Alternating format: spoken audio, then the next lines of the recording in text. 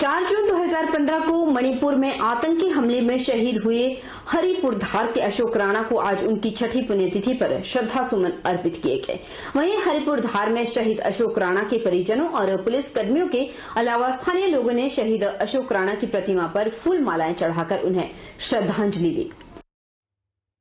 Media से बात करते हुए शहीद अशोक राणा के परिजनों ने बताया कि उन्हें इस बात पर गर्व है कि उनके परिवार से किसी व्यक्ति ने देश के लिए अपनी शहादत दी है। शहीद अशोक राणा के चाचा दिलीप राणा ने बताया कि वह चाहते हैं कि सभी युवाओं में देश सेवा का जज्बा होना और मौजूदा समय में नशे जैसी बुराइयों से युवा दूर रहें। 2015 में 4 जून 2015 में शहीद हुए मणिपुर में, और वो हमारे बड़े भाई के बेटे, मेरा भतीजा था, और उन्होंने अपने जो देश के सेवा में अपने प्राण न्यौछावर किए। और दूसरी बात ये कि उस जैसा शूरवीर अभी भी हमें जो है ना वहाँ से फ़ोन आते हैं कि वो एक बहुत ही बड़ा योद्धा, बहुत बड़ा शूरवीर था। तो मैं तो यही कहूँगा कि जितने भी युवा लोग हैं, हमारे आने वाली पीढ़ी है, कि नशे के लिए तुम्हें पड़े कोई पड़ा, इससे और ज़्यादा ध्यान दे, क्योंकि इससे सम्मान मिलता है। इन बंदे ने जो है ना देश का नाम भी ऊँचा किया, परिवार का नाम भी ऊँचा किया। हमें एक तरफ से दुख है तो एक तरफ से खुशी भी है।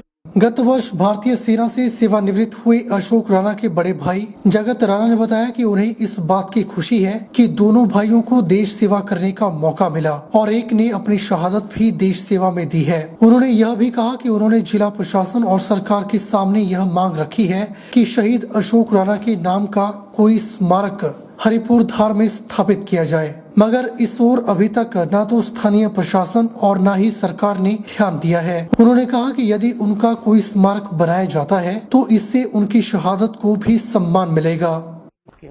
हम पूरा परिवार बहुत खुशनसीब है कि हम अपने आप को देश के इस लायक और इस काम आ सके कि हम देश की सेवा कर सके।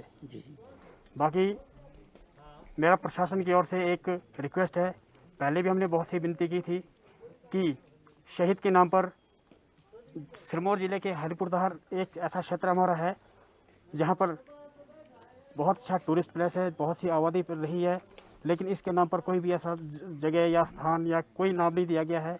ये जो भी बनाया गया है यहाँ पर, ये हमने खुद परिवार के द्वारा बनाया गया है। हिमाचल प्रदेश के बिलासपुर में एक ऐसा स्कूल है जो कोरोना संकट काल में छात्र के जीवन की चिंता किए बगैर उन्हें एडमिशन के लिए स्कूल बुला रहा है। ऐसे में छात्राओं के जीवन को जोखिम में डालकर एडमिशन के लिए स्कूल परिसर में बुलाना एक बड़ी लापरवाही है। केंद्र सरकार द्वारा स्कूली छात्रों के जीवन के प्रति चिंता व्यक्त करते हुए सीबीएसई द्वारा 12वीं क्लास की परीक्षाओं को रद्द तक कर दिया गया। प्रधानाचार्य द्वारा इस तरह की लापरवाही कर छात्राओं को एडमिशन के बुलाने पर विभाग के द्वारा एक्सप्लेनेशन कॉल की गई है। जी हाँ, मामला राजकीय वरिष्ठ माध्यमिक पाठशाला बालिका विद्यालय रोड़ा सेक्टर बिलासपुर का है, जहां प्रधानाचार्य के आदेश पर 11वीं कक्षा में विज्ञान संकाय के छात्रों को व्हाट्सएप ग्रुप पर मैसेज कर एडमिशन के लिए बुलाया गया और छात्राएं भी स्कूल परिसर में आ पहुंची। यही नहीं, प्रधानाचार्य के द्वारा 11वीं क्लास में एडमिशन के लिए पूरी नोटिफिकेशन भी जारी की गई है। आपको बता दें कि कोरोना कर्फ्यू के दौरान प्रदेश सरकार के द्वारा सरकारी और गैर सरकारी शिक्षण संस्थानों को बंद रखने के आदेश जारी किए गए हैं। ऐसे में छात्राओं के जीवन को जोखिम में डालकर एडमिशन के लिए स्कूल परिसर में बुलाना एक बड़ी लापरवाही है। कहाँ के रहने वाले आप? चांदपुर की। यहाँ किसी लिए आए स्कूल में आज? कौन सी क्लास में एडमिशन? प्लस वन में। बुलाया गया था स्कूल में? बुलाया था आपको एडमिशन के लिए? बुलाया था क्या? हाँ जी, क्या मैसेज डाला था? जी, मैं तो बेटी की एडमिशन करवाने के लिए आया था। कौन सी क्लास में? क्या कह रहे हैं? प्लस वन में। कौन सी स्ट्रीम में थे? हाँ जी, साइंस किस में? साइंस में। अच्छा, आपको बच्चे कहाँ से जानकारी मिली थी? अब मैसेज आया था ग्रुप का। अच्छा, क्या लिखा हुआ था? उसमें लिखा था भी आप एडमिशन करवाओ बच्चों की। कौन से स्कूल में पढ़ती है बेटी आपकी? ये तो पहले पढ़ती थी बीपीएस में। अच्छा, अब यहाँ गर्ल्स स्कूल में करा रहे हैं admission, government senior secondary school. वहीं इस मामले को लेकर उच्च शिक्षा विभाग बिलासपुर में उप निदेशक राजकुमार शर्मा का कहना है कि एडमिशन को लेकर उनकी ओर से कोई भी आदेश जारी नहीं किए गए हैं और राजकीय वरिष्ठ माध्यमिक पाठशाला बालिका विद्यालय के प्रधानाचार्य के द्वारा इस तरह की लापरवाही कर छात्राओं को एडमिशन के बुलाने पर एप्लीकेशन कॉल की गई है। साथ ही उन्होंने कहा कि सरकार और शिक्षा विभाग की ओर से यह आदेश जारी किए गए हैं कि आगामी आदेशों तक स्टाफ छात्रों को किसी भी हालत में नहीं बुलाया जा सकता है। Government senior secondary school girls में बच्चे बुलाए हैं, ये मुझे अभी थोड़ी देर पहले जानकारी मिली थी। ऐसे कोई सरकार के हमारी तरफ से कोई ऐसे आदेश नहीं हैं। प्रधानाचार्य को मैंने फ़ोन करके एकदम से बता दिया है कि इन ऑर्डर्स को कैंसिल करा जाए और कोई बच्चे अगर आए हैं तो उनको इमीडिएटली घर भेजा जाए। और साथ में डिप्टी कमिश्नर महोदय ने भी हमें आदेश दिया था, प्रधानाचार्य की एक्सप्लेनेशन कॉल कर ली गई है। मरीजों को बेहतर स्वास्थ्य सेवाएं प्रदान करने के लिए सरकार ने कई जन कल्याणकारी योजनाएं चलाई हुई है। आयुष्मान भारत योजना के अंतर्गत शुरू की गई टेलीमेडिसिन सेवा का जिला सोलन के मरीज लाभ उठा रहे हैं। जिला सोलन के 39 प्राथमिक स्वास्थ्य केंद्रों एवं 46 सब सेंटरों में यह सेवा चल रही है, जिसमें कि अभी तक 20,000 से अधिक लोग इस योजना का लाभ ले चुके हैं। इस योजना के अंतर्गत मरीजों को पीएचसी लेवल पर ही विशेषज्ञ चिकित्सकों से लाभ मिल जाता है। पीएचसी लेवल पर मरीज विशेषज्ञ चिकित्सकों से ऑनलाइन जानकारी लेते हैं और उन्हें दवाइयां भी पहुंचाई जाती हैं। जिला सोलन टेलीमेडिसिन में प्रदेश में प्रथम स्थान पर है। हमारे संवाददाता से बातचीत करते हुए जिला कार्यक्रम अधिकारी डॉक्टर वीके गोयल ने बताया कि सरकार के प्रयासों को अब घर के समीप ही लोगों को टेलीमेडिसिन के माध्यम से विशेषज्ञों से इलाज मिल रहा है और दवाइयां भी पहुंच जाती हैं। उन्होंने कहा कि जिला सोलन में यह टेलीमेडिसिन का कार्य 2019 में आरंभ हो गया था, जिसके बाद से अब तक 20,000 लोग इस सेवा का लाभ ले चुके हैं और यह सिलसिला निरंतर जारी है। उन्होंने कहा कि आईजीएमसी के विशेषज्ञों सहित विभिन्न विशेषज्ञ इसमें लोगों का इलाज करते हैं। उन्होंने कहा कि कोरोना काल में यह योजना लोगों को संक्रमण से बचाते हुए बेहतर उपचार कर रही है। लोगों को उपचार भी मिल रहा है।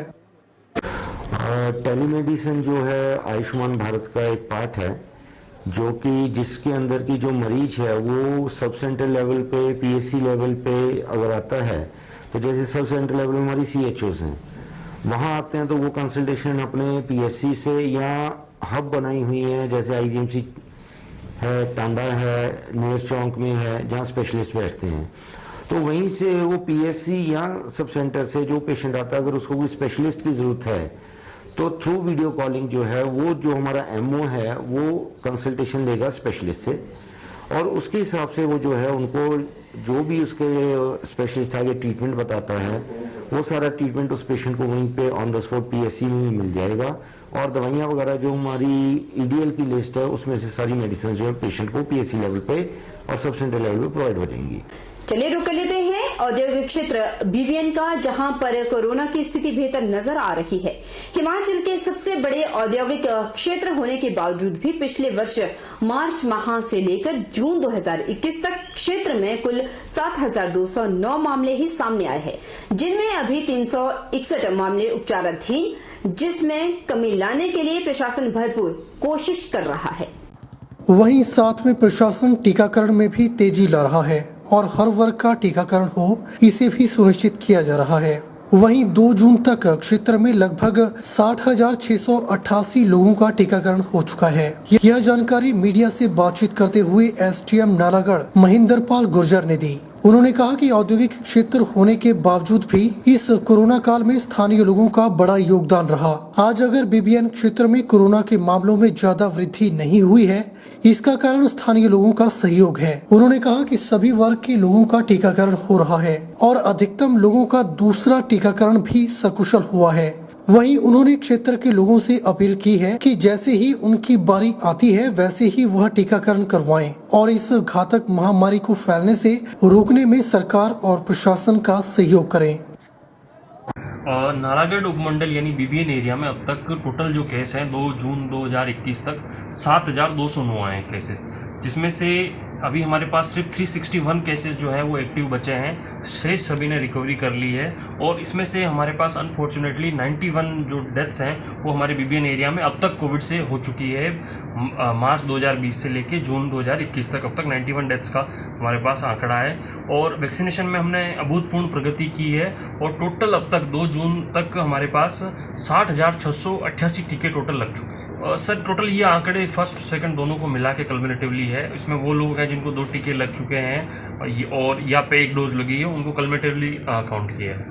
उधर हिमाचल प्रदेश में कोरोना कर्फ्यू के चलते पिछले कुछ दिनों में कोरोना संक्रमण के मामलों में काफी गिरावट दर्ज की गई और वैक्सीनेशन अभियान के प्रति भी लोगों में काफी जागरूकता दिखाई दी और लोग स्वेच्छा से वैक्सीनेशन के लिए आगे आ रहे हैं। कोरोना के मामलों को देखते हुए हिमाचल प्रदेश सरकार के द्वारा 31 मई से कोरोना कर्फ्यू में ढील का समय बढ़ाया गया है ताकि बेरोजगारी की मार झेल रहे छोटे व्यापारी वर्ग और आम लोगों को थोड़ी राहत मिल सके और वे अपनी थोड़ी बहुत आजीविका कमा सकें। मंडी शहर के बाजारों में भी कर्फ्यू में ढील के दौरान लोग आवश्यक वस्तुओं की खरीदारी करते हुए और व्यापारी वर्ग अपना व्यापार करते हुए नजर आ रहे हैं। वहीं मंडी जिला स्वास्थ्य विभाग के द्वारा वैक्सीनेशन अभियान भी जारी है, जिसमें 18 से 44 की उम्र के फ्रंटलाइन वर्कर्स और 44 से ज्यादा उम्र वर्ग के आम लोगों को वैक्सीनेशन लगाई जा रही है और साथ ही दिव्यांग लोगों का भी टीकाकरण किया जा रहा है। वहीं वैक्सीनेशन को लेकर स्थानीय लोगों ने अपनी प्रतिक्रिया व्यक्त करते हुए कहा कि कोरोना संक्रमण के मामलों को देखते हुए सरकार के द्वारा जो कदम उठाए जा रहे हैं वे सही हैं और हम सबको अपनी ड्यूटी समझकर सरकार के निर्देशों का सही तरीके से पालन करना चाहिए ताकि हमारा देश और प्रदेश जल्द से जल्द कोरोना मुक्त हो सके। सरकार जो है वैक्सीन के अलग अलग कैंप लगा रही है, बहुत जगह वैक्सीनेशन लगाया जा रहा है जिससे भी इम्यूनिटी पावर जो है स्ट्रॉन्ग होती है। उसके मद्देनजर हमने भी आज जो है पहली डोज लगवाई। हमने 18+ के जो चला हुआ है अभियान है उसमें आज पहली डोज लगवाई मैंने और काफ़ी अच्छा बोल रहे हैं लोग भी, काफ़ी अच्छा असर हो रहा है इसके। उसको जो दोबारा जो है कोरोना होने के चांस कम हो जाते हैं। सरकार जो है लोगों की भलाई के लिए जो ये स्टेप्स ले रही है, जो भी ये सरकार दिशा निर्देश देती है, हमें उन चीज़ों का पालन करना चाहिए। बाकी इससे चलो कुछ असर बच्चों की पढ़ाई पर भी पड़ रहा है, लेकिन चलो बच्चों की पढ़ाई भी आजकल ऑनलाइन चल रही है तो ज़्यादातर जो बच्चे जो है जो लॉकडाउन लग रहा है उससे ज़्यादा नुकसान बच्चों का हो रहा है। बाकी चीज़ें तो चल ही रही है, सब कुछ ठीक है। सरकार जो है हमारी केयर के लिए जो लॉकडाउन वगैरह लगा रही है तो हमारी सुरक्षा के लिए ही है। और मैंने भाई अभी दूसरा डोज भी लगवाया तो I am really thankful to the Modi government कि उन्होंने बिल्कुल फ्री वैक्सीनेशन किया हमारा और बिल्कुल हमारे डोर स्टेप पे किया हुआ है, तो हमें किसी आने जाने की दिक्कत नहीं। और जो यहाँ डॉक्टर्स और नर्सिस और पैरामेडिकल स्टाफ है वो बहुत ही कोऑपरेटिव है, बहुत ही अच्छा है और किसी तरह की हमें कोई प्रॉब्लम नहीं आई।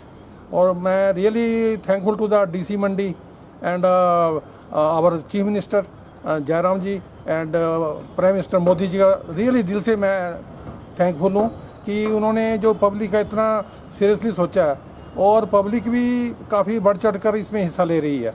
तो मैं यही दुआ करता हूँ कि भगवान सबको खुश रखे, कोरोना से दूर रखे और हम लोगों का भी ये फ़र्ज बनता है, कर्तव्य बनता है कि हम लोग जो ड्यूटीज़ है हमारी, जैसे मास्क पहनना, दूरी रखना और जो भी प्रिकॉशंस हैं हम उनको लें ताकि हमारे को ये कोविड हो ही ना और ना ही हम आगे फैलाएं।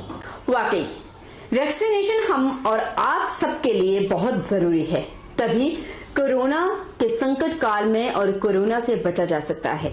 आप अपने परिवार को भी वैक्सीनेशन जरूर लगाएं। बहरहाल बुलेटिन में इतना ही। आप अपना बहुत बहुत बहुत ख्याल रखिए।